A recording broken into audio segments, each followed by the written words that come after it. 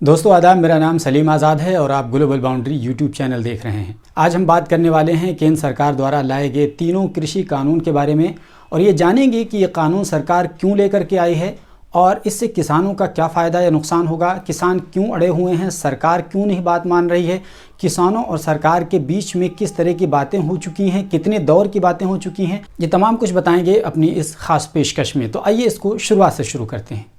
दरअसल जून माह में केंद्र सरकार कृषि सुधार के नाम पर अध्यादेश लेकर के आई। उसके बाद 17 सितंबर 2020 को लोकसभा में और 20 सितंबर को राज्यसभा में पास कराया गया और 27 सितंबर को राष्ट्रपति रामनाथ कोविंद के हस्ताक्षर के बाद ये तीनों कृषि बिल कानून बन गए। उसके बाद ही से किसान हंगामा कर रहे हैं। आइए सबसे पहले देखते हैं इन तीनों कृषि कानूनों के नाम क्या हैं। The farmers empowerment and protection agreement price assurance and farm services act 2020।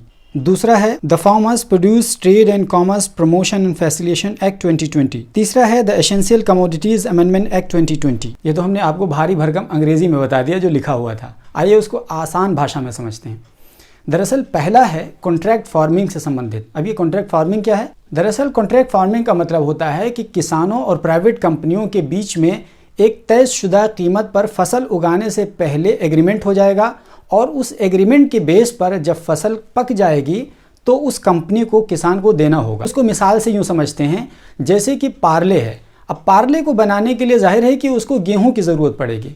अब पार्ले, ब्रिटानिया, गुड डे जो भी बिस्किट्स के हैं, जितने भी प्रोडक्ट्स हैं, उनको बनाने के लिए गेहूं की ज़रूरत पड़ेगी। मैं एक ही एग्जांपल लेता हूं पार्ले का। पार्ले बनाने के लिए आपको पता है कि पार्ले हर गली में बिकता है, तो जाहिर है कि इनको बनाने के लिए 2, 4, 10 कुंटल की ज़रूरत नहीं होगी, बल्कि इसके लिए हज़ारों मीट्रिक टन की ज़रूरत पड़ती है।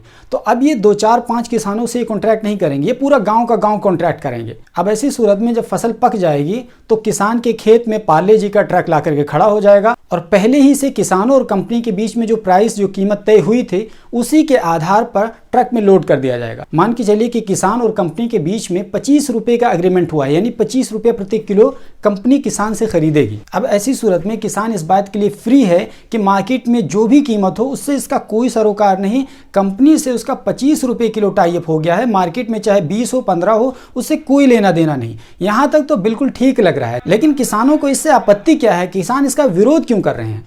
तो दरअसल किसान 2 वजहों से इसका विरोध कर रहे हैं। उसकी पहली वजह यह है कि किसानों का कहना है कि अगर मान लो कि कंपनी ने एग्रीमेंट किया था लेकिन कंपनी ना खरीदे तब, या खरीदे भी तो जितनी कीमत पर कॉन्ट्रैक्ट किया था उतनी कीमत पर ना खरीद के उससे कम पे खरीदे तो क्या होगा?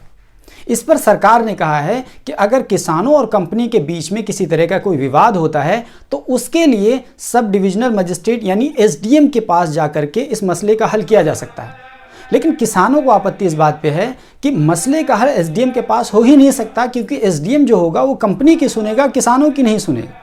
और किसानों की दूसरी आपत्ति यह है कि सरकार प्राइवेट कंपनियों को आगे करके खुद बाहर निकलना चाहती है ताकि उसको MSP यानी मिनिमम सपोर्ट प्राइस ना देना पड़े। अब आते हैं दूसरे कानून पर। दूसरे कानून में ये लिखा हुआ है कि सरकार का सीधा सीधा ये कहना है कि अब जो किसान हैं वो आज़ाद होंगे, चाहे वो APMC की मंडियों में अपनी फसल बेचें या फिर मंडियों के बाहर जाकर के अपनी फसल बेचें। अब सवाल ये है कि APMC की मंडियां क्या होती हैं? APMC यानी एग्रीकल्चर प्रोड्यूस मार्केट कमेटी। सरकार ने कुछ लोगों को जगह जगह मंडी खोलने की इजाज़त दे रखी है, उनको लाइसेंस दे रखा है, जिनको बिचौलिए कहा जाता है। इन्हीं बिचौलियों को किसान जाकर के मंडी में अपना अनाज बेचते हैं और इन्हीं बिचौलियों से जो किराने की दुकान के लोग होते हैं वो जाकर के चना है, दाल है, गेहूं है, मसूर है, वो खाने पीने की चीज़ें वहाँ से लेकर के आते हैं। यानी किसान से बिचौलिया लेता है और बिचौलिए से ये नीचे के लोग लेते हैं। तो इस तरीके से पूरा सिस्टम चलता है। तो इन बिचौलियों के बारे में सरकार का ये कहना है कि किसान अगर चाहे तो मंडी में जाके इन बिचौलियों को बेच दे या फिर किसान आज़ाद है मंडी के बाहर बेच दे। अब इस पर किसानों का क्या कहना है? दरअसल योगेंद्र यादव जो इस वक्त किसान आंदोलन का प्रमुख चेहरा हैं, उनका कहना है कि इस कानून से किसानों के छत पर जो छत थी वो टपक रही थी, लेकिन सरकार ने क्या किया है, उस छत को उजाड़ने का ही काम किया है। ये उनके अल्फाज थे।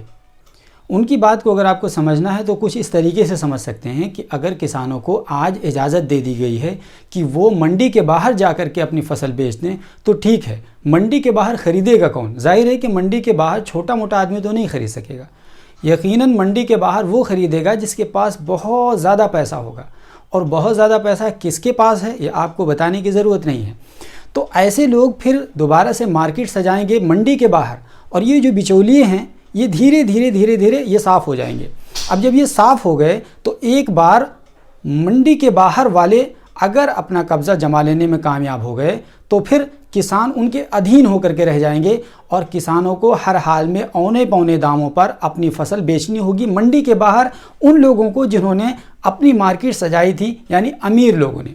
और अमीर लोग कौन हो सकते हैं और वो क्यों करते हैं आपको पता है, फिर उससे पॉलिटिकल पार्टियों को सरवाइव किया जाता है। यही वजह है कि योगेंद्र यादव कहते हैं कि अभी तक किसान के सर पर छत थी, गरचे वो टपक रही थी, तो सरकार को ये चाहिए था कि उस छत की मरम्मत करे, ना कि वो छत ही उड़ा दे। योगेंद्र यादव का ये भी कहना है कि कुछ सालों तक हो सकता है कि मंडी के बाहर के लोग किसानों को अच्छी कीमत पे दे दें, यानी मंडी से ज़्यादा उनको फसल की कीमत दे दें, लेकिन ये चंद सालों की कहानी है। उसके बाद जब ये बिचौलिए ख़त्म हो जाएंगे और कंपटीशन मार्केट में नहीं रहेगा तो सीधा किसान उनके हाथ में आ जाएंगे, यानी उनके चंगुल में आ जाएंगे। अब ऐसी सूरत में किसानों के पास औने पौने अपनी फसल बेचने के अलावा कोई चारा नहीं होगा, या फिर वो सीधे एफसीआई के गोदामों में जाकर के बेच दें। अब आप जानते हैं कि एफसीआई के गोदाम यानी सरकारी गोदामों में कितने फीसद किसान अपनी फसल बेच पाते हैं। आंकड़ों के मुताबिक बात करें तो सिर्फ 6% देश में किसान ऐसे हैं जो एफसीआई के गोदाम में जाकर के अपनी फसल बेच पाते हैं, क्योंकि एफसीआई के अधिकारी इतना बहानाबाजी करते हैं खरीदने में कि किसान अपनी फसल बेच ही नहीं पाता सरकारी मंडी में, इसी वजह से उसको एमएसपी का लाभ नहीं मिल पाता है। तो किसानों को इस बात की भी चिंता है कि धीरे धीरे किसान अमीर लोगों के अधीन हो जाएंगे और सरकार बड़े ही चालाकी के साथ एमएसपी को हटा देगी। वहीं सरकार का यह कहना है कि वो एमएसपी नहीं हटाएंगे। अब सवाल ये है कि एमएसपी हटाएं या ना हटाएं, किसानों को बहुत ज़्यादा ऐसे कोई फ़र्क इसलिए नहीं पड़ने वाला है कि अभी मैंने आपको बताया कि सिर्फ 6% किसान ऐसे हैं जो एफसीआई के मंडी में जाकर के अपनी फसल बेच पाते हैं। अब तीसरे कानून पर आते हैं।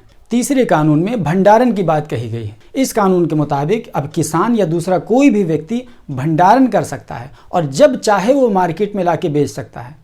अब इस पे सवाल ये उठता है और किसानों का ये कहना है कि जाहिर सी बात है कि भंडारण करने की क्षमता अमीरों, पूंजीपतियों और बड़े बड़े बिजनेसमैन के पास होती है, क्योंकि उनके बड़े बड़े गोडाउन होते हैं। वो एक महीने के अंदर अपना बड़ा सा गोडाउन बना लेते हैं। किसानों के पास घर के अलावा कोई चीज़ नहीं होती है कि उसको स्टोर कर सके। किसान के पास इतनी जगह होती कहाँ है? किसान के पास तो कोई मंडी या इस तरह की कोई हवेली तो नहीं होती है। किसान के पास एक साधारण सा घर होता है। अब कौन भंडारण कर सकता है ये आपको बताने की ज़रूरत इसलिए नहीं है क्योंकि अभी कुछ दिन पहले जब जियो का बाइकआउट चल रहा था तो इसमें आपको समझ में आ गया है कि किस टाइप के लोग भंडारण कर सकते हैं और लोग क्यों बाइकआउट कर रहे थे और सरकार क्यों अड़ी हुई है इन तीनों कृषि कानूनों को लागू करने के लिए। इस कानून के तहत 4 ऐसी हालतें हैं जिनमें स्टोरेज बड़े पैमाने पर नहीं किया जा सकता। एक तो भूखमरी, दूसरा युद्ध यानी जंग, तीसरा महामारी और चौथा प्राइस का बहुत ज़्यादा बढ़ जाना। तो इन 4 कंडीशंस को छोड़ दिया जाए तो बाकी किसी भी कंडीशंस में कोई भी जितना चाहे भंडारण कर सकता है, यानी काला बाजारी कर सकता है अगर दूसरे शब्दों में कहा जाए तो इस तरीके से किसानों का नुकसान होना ही है, साथ ही साथ आम आदमी का भी इस तीसरे कृषि कानून से नुकसान होना है। अब देखने वाली बात यह होगी कि इस कानून से होने वाले नुकसान का अंदाज़ा आम आदमी को भी है या सिर्फ किसानों को ही है। आपको बताते चलें कि 1955 में ये कानून था कि आप ये भंडारण नहीं कर सकते हैं, लेकिन अब 2020 में सरकार ने कह दिया है कि आप भंडारण कर सकते हो, जितना चाहे उतना कर सकते हैं। अब आइए देखते हैं कि इस वक्त की ताज़ा अपडेट क्या है। तो दरअसल ताज़ा अपडेट ये है कि अब तक सरकार और किसानों के बीच में 11 राउंड की बात हो चुकी है, लेकिन सारी बातें बेनतीजा साबित हुई हैं। अब देखने वाली बात यह है कि क्या किसानों का ये आंदोलन लगातार जारी रहेगा और किसानों के आंदोलन के दबाव में सरकार आती है और इस कानून को वापस लेती है, या फिर सरकार हावी होती है। जैसा कि अभी कुछ दिन पहले जब 26 जनवरी की घटना हुई थी तो उसमें कहीं ना कहीं किसान बैकफुट पर नजर आ रहे थे, सरकार फ्रंट फुट पर खेल रही थी। लेकिन जिस तरीके से राकेश टिकैत ने प्रेस कॉन्फ्रेंस की और उन्होंने भावुकता दिखाई और वो बात करते हुए रोने लगे, इससे किसान आंदोलन में एक नई जान पैदा हो गई है और किसानों ने दृढ़ निश्चय किया है और नया संकल्प लिया है कि जब तक ये तीनों कृषि कानून वापस नहीं लिए जाएंगे तब तक वो धरना स्थल से नहीं हटेंगे और ये आंदोलन जारी रखेंगे। हम भी इंतज़ार कर रहे हैं और आप भी इंतज़ार करिए और देखिए कि इसका नतीजा आखिरकार क्या निकलता है। अब तक अगर आपने मेरा चैनल सब्सक्राइब नहीं किया है तो सब्सक्राइब कर लीजिए, बगल में घंटी का आइकन बना होगा उसको दबा दीजिए ताकि जैसे ही मैं कोई वीडियो अपलोड करूं आप तक इसकी जानकारी फ़ौरन पहुंच जाए।